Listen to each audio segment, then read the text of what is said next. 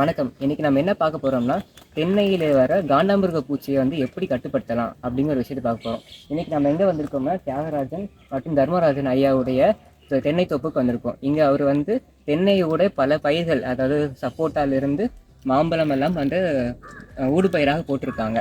நம்ம எப்படி வந்து இந்த காண்டாமிருகம் வந்து கட்டுப்படுத்த போறோம்னா, அந்த காண்டாமிருகம் வந்து மேன்யூர் பிட், அதாவது உர குட்டையிலலாம் வந்து முட்டையிடும் அது. அது நான் அந்த முட்டையை வந்து அதுலேருந்து நமக்கு வரக்கூடிய புழுவை நம்ம வந்து சாவடிக்கிறதுக்காக ஒரு வழி இருக்குது. அதுதான் இந்த மெட்டாரைசியம் அனிசோப்லேங்கிற என்டமோ பாத்தோஜெனிக் ஃபங்கஸ். அதாவது இது ஒரு பூஞ்சான், அந்த பூச்சி மேலே வளரக்கூடியது. பூச்சி மேலே வளர்ந்து அதை வந்து கொல்லக்கூடியது. இதை நம்ம எப்படி பயன்படுத்தணும்னா, உரக்குழியில் வந்து நம்ம 250 கிராம் இந்த மெட்டாரைசம் எடுத்து 750 ml தண்ணியில் கலந்து ஸ்ப்ரே பண்ணணும். அது மட்டும் இல்லாமல் நம்ம ஃபோலியர் ஸ்ப்ரே அப்படியாவது கொடுக்கலாம். நம்ம டைரெக்டாக வந்து நம்ம பிளான்ஸ் மேலே அடிக்க மாதிரி இருக்கலாம். அதுக்கு வந்து என்ன பண்ணோம்னா 10 கிராம் இந்த மெட்டாரைசம் 1 லிட்டர் தண்ணியில் கலந்து நம்ம வந்து ஸ்ப்ரே பண்ணலாம். இங்கே நம்ம எவ்வளோ எடுத்து வச்சுருக்கோம்னா 3 லிட்டர் தண்ணி எடுத்துருக்கோம். இந்த 3 லிட்டர் தண்ணிக்கு 30 கிராம் அடித்து மெட்டாரைசியம் போட்டு நம்ம இந்த தொழு உரத்துக்கு வந்து அப்ளை பண்ண போகிறோம்.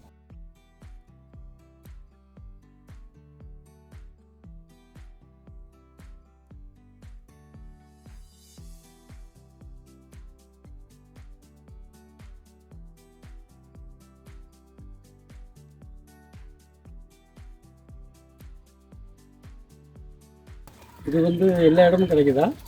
ஆமாங்க, எல்லா இடத்துலையும் கிடைக்கும். நம்ம ஃபர்டிலைசர், அதாவது ஃபர்டிலைசர் ஷாப்பு, அதே மாதிரி நம்ம கிருஷி விஞ்ஞான கேந்திரம், அதாவது வேளாண் அறிவியல் மையம், அதுவும் நம்ம அக்ரிகல்ச்சர் காலேஜ் வேளாண் அறிவியல் மையம், அந்த மாதிரி இடத்துலையும் நம்ம கிடைச்சிருக்கோம். இப்போ நம்ம அப்ளை பண்ணுறது எப்படின்னு பார்ப்போம்.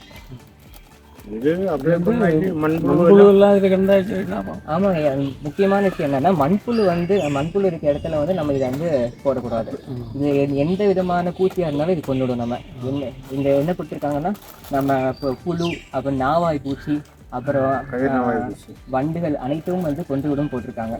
நம்ம வந்து இப்போ வெர்மி கம்போஸ்ட் ப்ரிப்பேர் பண்றோம்னா அது வந்து செடிகளுக்கு வேருக்கும் பாய்க்கலாம். செடி வேர்களுக்கு